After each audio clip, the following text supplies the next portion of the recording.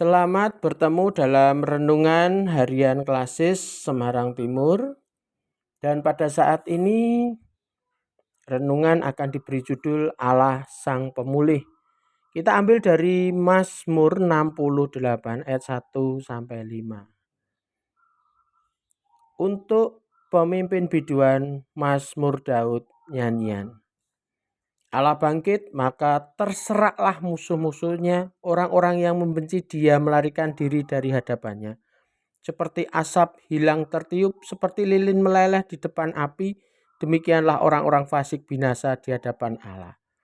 Tetapi orang-orang benar bersuka cita, mereka beria-ria di hadapan Allah, bergembira dan bersuka cita. Bernyanyilah bagi Allah, mazmurkanlah namanya, buatlah jalan bagi dia yang berkendara melintasi awan-awan, namanya ialah Tuhan. Beria-rialah di hadapannya, Bapa bagi anak yatim dan pelindung bagi para janda. Itulah Allah di kediamannya yang kudus. Demikianlah sabda firman Tuhan yang kita dengar pada saat ini. Bapak Ibu Saudara yang dikasihi oleh Tuhan, Mazmur 68 menurut saya sangat unik. Bagaimana tidak, dalam kitab-kitab perjanjian lama kita sering melihat Allah begitu kejam menghukum orang-orang yang tidak benar. Tetapi dalam Mazmur 68 khususnya ayat 2 dan 5. Di ayat 2 Allah akan bangkit melawan musuh-musuhnya. Saya menangkap bahwa di ayat 2 ini Allah sebagai inisiator terjadinya peperangan terhadap orang-orang yang membenci dia. Allah mempunyai tujuan menghukum, bisa jadi membunuh musuh-musuhnya. Di ayat 2 ini kita juga bisa melihat bahwa Allah bangkit melawan orang-orang yang membenci dia.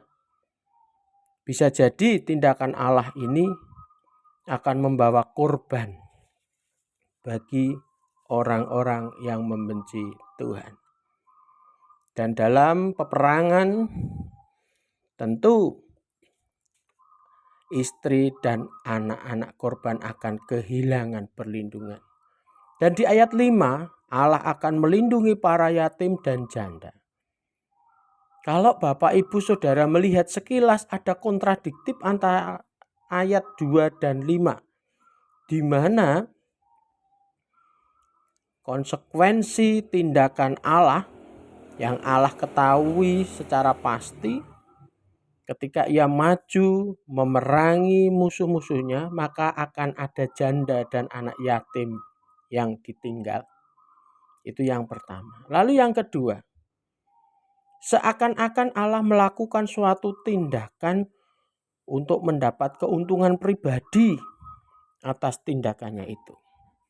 Yang jadi pertanyaan kita, apakah benar seperti itu? Ternyata tidak, Bapak Ibu Saudara.